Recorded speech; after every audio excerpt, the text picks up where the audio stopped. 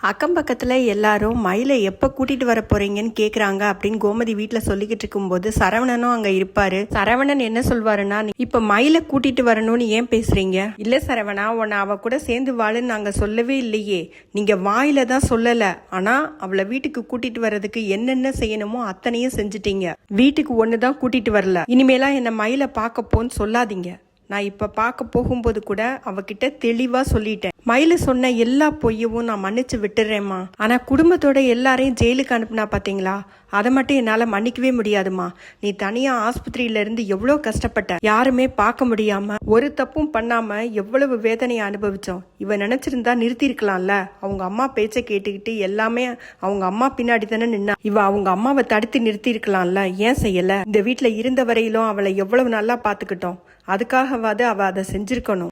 என்னால ஏத்துக்கவே முடியல. அப்பா, நீங்க கூட ரொம்ப நாள் முன்னாடி ஒரு வியாபாரி, மிளகா வியாபாரி, ஒரு வாரம் முன்னாடி கொடுக்க வேண்டிய சாமான ஒரு வாரம் கழிச்சு லேட்டா கொடுத்தாரு. அப்ப அவர்கிட்ட வேண்டாம், இனிமே நான் இங்கிருந்து வாங்கல. இல்லடா சரவணா, ஒரு தடவை அவர் மேல இருந்த நம்பிக்கை போயிடுச்சுன்னா திரும்ப அவர்கிட்ட இருந்து வாங்குறதுல அர்த்தமே இல்லை அப்படின்னு நீங்க எனக்கு சொன்னீங்க, ஞாபகம் இருக்காப்பா?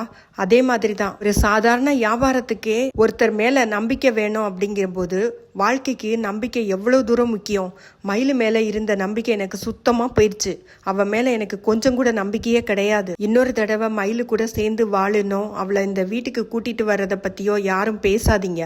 அப்படி சப்போஸ் மயிலை இந்த வீட்டுக்கு கூட்டிட்டு வந்தீங்கன்னா அதுதான் இந்த சரவணனை பாக்குற கடைசி நாளா இருக்கும். நான் உசுரோடையே இருக்க மாட்டேன், நான் செத்து போயிருவேன் அப்படின்னு சொல்லிட்டு போயிடுவாரு. கோமதிக்கும் பாண்டியனுக்கும் திக்கு முக்காடும் என்ன செய்யறது அப்படின்னு சொல்லிட்டு கொஞ்ச நேரம் கழிச்சு அங்க மீனாவும் ராஜியும் வருவாங்க. அவங்க கிட்டயும் கோமதி நடந்தது எல்லாத்தையும் சொல்லுவாங்க. மீனா எந்த பதிலும் சொல்லாம அமைதியா இருக்கவும், என்னடி அமைதியா இருக்க?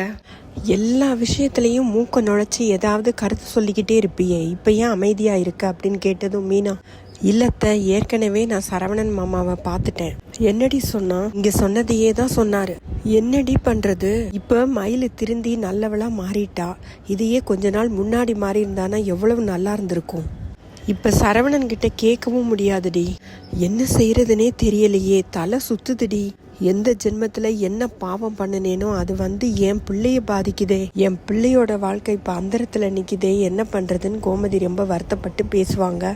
எல்லாம் சரியாயிடும், கொஞ்ச நாள் அமைதியா விடுங்க அப்படின்னு ராஜியும் மீனாவும் சொல்லுவாங்க.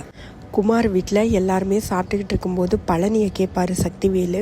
அவரு அந்த வீட்டில் இருக்காரு, அவங்க மருமகன் கூட சாப்பிட போறாராம் அப்படின்னு சொன்னதும், ஏன் இன்னும் அந்த வீட்டுக்கு போறது நிறுத்தலையா அப்படின்னு கேட்பாரு. உடனே கோமதியோட அம்மா, ஏன்டா நிறுத்தணும்? அங்கேருந்து தானே வந்தான், அங்கே தானே இருந்தான் இவ்வளோ வருஷமும். 2 வீட்டுக்கும் அவன் போய்கிட்டும் வந்துக்கிட்டும் தான் இருப்பான் அப்படின்னு சொன்னதும் சக்திவேல் வாய மூடிடுவார். சரவணனுக்கு கல்யாணம் பண்ணி வச்சு இப்படி ஆயிடுச்சே அவன் வாழ்க்கை அப்படின்னு கோமதியோட அம்மா ரொம்ப வருத்தப்பட்டு பேசுவாங்க. உடனே எல்லார் கல்யாணத்தை பற்றியும் யோசிங்க, வருத்தப்படுங்க. ஆனால் இங்கே ஒருத்தன் இருக்கானே கல்யாணம் ஆகாமல், அவனை பற்றி யாரும் வருத்தப்படுற மாதிரி தெரியலை. சரவணன் இன்னைக்கு பேசினதை வச்சு பார்க்கும்போது மயிலு கூட சேர்ந்து வாழ மாட்டாருந்தாங்க தோணுது. 2 பேரும் தனித்தனியா இருந்தா குழந்தைய வச்சு சண்டை வரும். அஞ்சலியும் இனிமே சரவணன் வாழ்க்கையில தலையிட மாட்டாங்க. சரவணனும் மயிலும் சேர்ந்து வாழ்கிற மாதிரி இருந்தால் கூட நல்லாவே இருக்காதுங்க.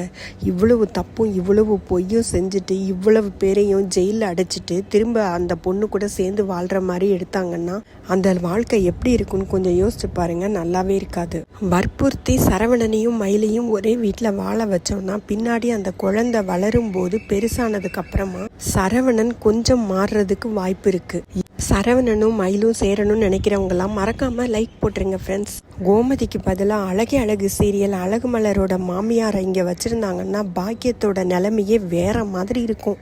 பாக்கியம் தான் அங்கே கெஞ்சிக்கிட்டு நிற்பாங்க.